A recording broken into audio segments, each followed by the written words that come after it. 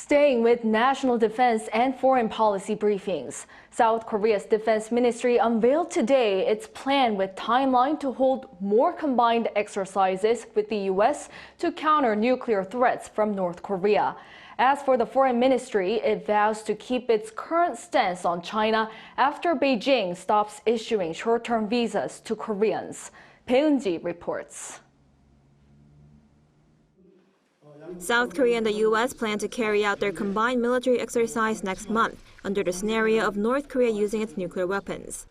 Then in May, Seoul's Joint Chiefs of Staff will be holding a separate tabletop exercise with the U.S. military.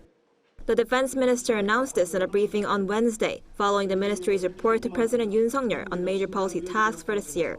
The allies will also be holding an 11-day combined drill in the first half of this year, making it the longest joint drill between the two countries, conducted without a break.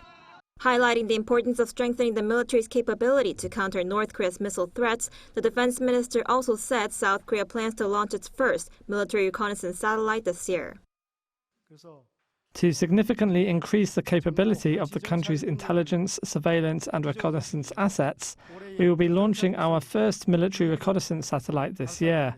So our military will be independently operating its very own spy satellite. The foreign ministry also reported to President Yoon on its tasks for this year on Wednesday, where it vowed to work with partners to achieve peace and prosperity in the Indo-Pacific region. President Yoon was also briefed on China's suspension of short-term visa issuance for South Koreans after Seoul strengthened COVID-19 measures for those entering from China. Yoon ordered the foreign ministry to thoroughly explain Seoul's stance to Beijing, as those stricter measures are based on scientific and objective reasoning to protect South Korean citizens. We don't want these measures to negatively impact our diplomatic relations with China, so our stance remains that these quarantine measures that we've taken are based on scientific and objective reasoning. On North Korea, the foreign minister said it aims to continue to work toward denuclearization on the Korean peninsula with the international community, based on the Yoon administration's audacious initiative approach towards Pyongyang. Bae Eun-ji, Arirang News.